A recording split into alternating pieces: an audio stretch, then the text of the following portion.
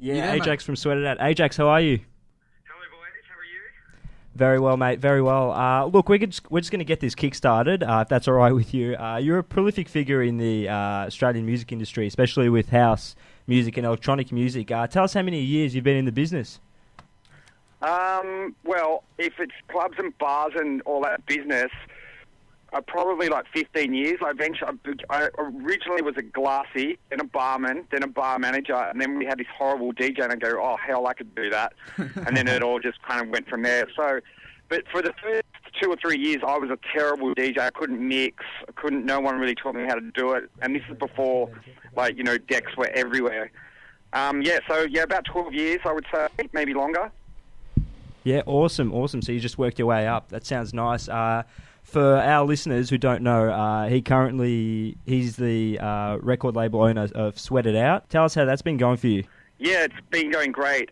Finally, we're getting paychecks from our partners from Americano, which was obviously like a smash worldwide. Yeah. And in the music industry, everything takes like a year to come in. So we've decided to invest some money back into the company, and we've started up a DJ agency, and we've employed 3 new people, and we're doing merch and merchandise and all this kind of stuff. So, you know what? It's actually been really good. Basically, for 2 years, I've worked for free doing it, but it's been a labour of love. But it's finally I can finally draw a little paycheck here and there from it. Nothing major, not a Porsche or a boat, but enough for a new bicycle. Yeah. Fantastic, mate. Fantastic. So you've got Yolanda Be Cool on board. Tell us about the other notable artists you've had who've become a big hit for your label.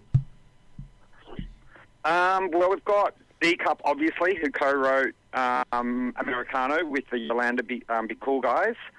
And just one of the half of Yolanda Be Cool is actually my business partner in the label.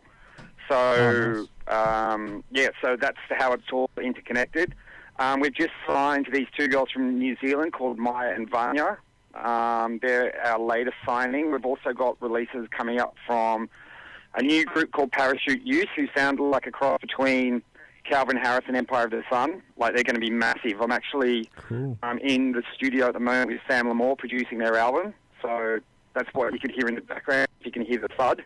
Oh, okay, So they're the newest signings that we're doing that we're really excited about. We're also releasing some overseas acts, Urchins from the UK. We've also got another thing coming out which is going to be massive, called Willa Wonky by Mushroom Mountain, also out of the UK, and that's got this massive Willy Wonka sample in it.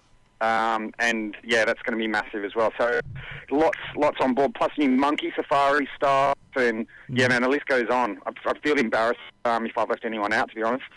No, that sounds like you're doing very well up there in Sydney. It's funny I mentioned Sydney. We're very familiar with you here down in Melbourne. We've seen you do gigs at Super Disco and various other venues. Tell us, what's your best gig been? Whereabouts has it been? Do you prefer Melbourne or Sydney? I actually live in Melbourne. You live in Melbourne? I actually live in Melbourne now. Oh, right. Yeah, I actually moved to Carlton. Yeah, I'm right next to Melbourne Uni. I live in Carlton. Oh, I've been living there enough. for a year and a half. We don't endorse Melbourne Uni here.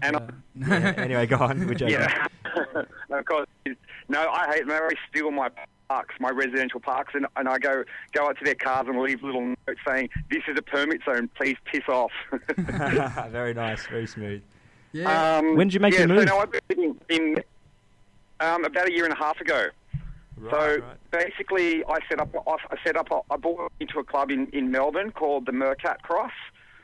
Okay. And so I'm kind of like a partner there. And also Sydney, I wanted to buy a house, and Sydney's stupidly expensive, and I wanted a bit of a change of atmosphere. So I went, you know what, I'm going to move to Melbourne. So I moved the Sweat It Out office down there. And I love it down there. Fantastic. Look, we're very glad that you're a Melbourne boy. But yeah, go on. Go Tigers. Man,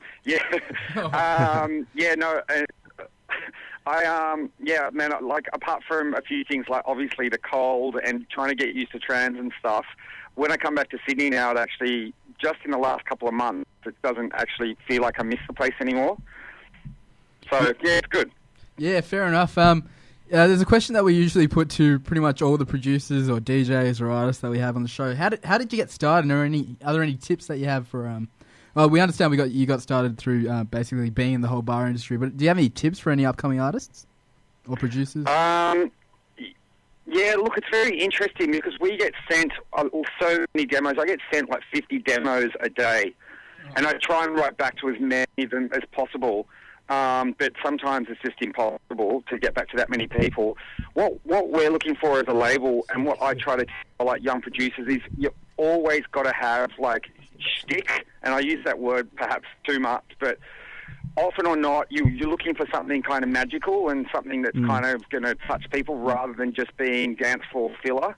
Now, the big change that we made as a label was to say, look, we're not making any money releasing stuff that we really love, but is really just too underground.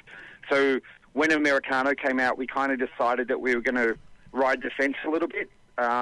Things like Monkey Safari and those acts that could actually get played on radio, that actually means that we might actually make, a couple of dollars here and there, and it can afford the label to keep going. Saying that, if a young DJ or a young producer came up to me, I would say just don't give in, because over 12 years, 13 years of DJing, I remember before I kind of got big. I know that sounds like a big toss, but before I got big, there was plenty of times I was like going to pack it in, and I was like, oh, maybe I should get a 9 to 5, or maybe I should do this. Yeah. If you're in the game long enough and you have like cliche as it sounds, and you've got enough passion about what music you really love, whether it be dubstep or house, eventually those bookings will start coming to you. Okay. So you just got to hang in there. Yeah. Fantastic. Well, yeah, I guess the message there is just don't give up and hang in there, as you said. And plenty of conviction. Okay, yeah, fair enough.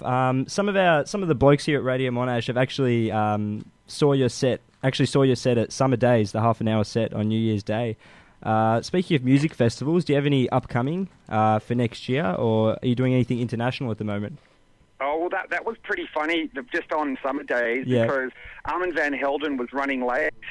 Yeah, I remember that. And they asked me to play again, and I thought, I had such a good time, but the problem was I'd actually played all my awesome records, like in that half an hour, like I just belted them in and out as quickly as I could. Oh, right, yeah.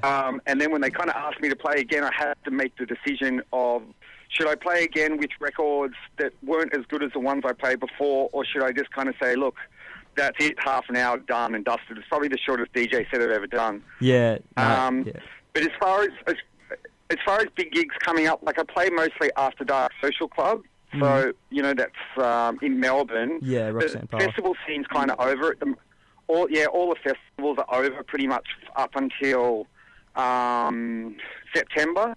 But my next big festival is Splendor in the Grass. Fantastic. That's great, man. Look, we're just about to wrap it up. One last question. Do you enjoy producing or DJing more? That's a tough question. Look, I'm at the stage now where I'm working on my production, and ideally I would like to be at a stage where I'm like Aston Shuffle or Bag Raiders, so that you're DJing your own production. I think that would actually be the best. Yeah, just need a few more tracks on one day mix. I mean a lot more, yeah. Yeah. But if I can one day hit those heights, then I'll be a very happy chappy. Fantastic. All right, well, Adrian Thomas, Ajax, owner of the Sweat It Out record label, thank you very much for this interview. No problems. Thanks for having me. Much appreciated. All right, thank you. Bye-bye. Okay, bye. We're going to go off to a song now. Sorry, that was just Dev's laptop playing up. We're just going to go off to a song now. We hope you enjoyed the Ajax interview. Here's an Ajax-related song. It's called We No Speak Americano by Yolanda Be Cool. You've probably heard it in the last few months or maybe year. Take it easy. You're listening to Mix Up My Thursday. Stay tuned.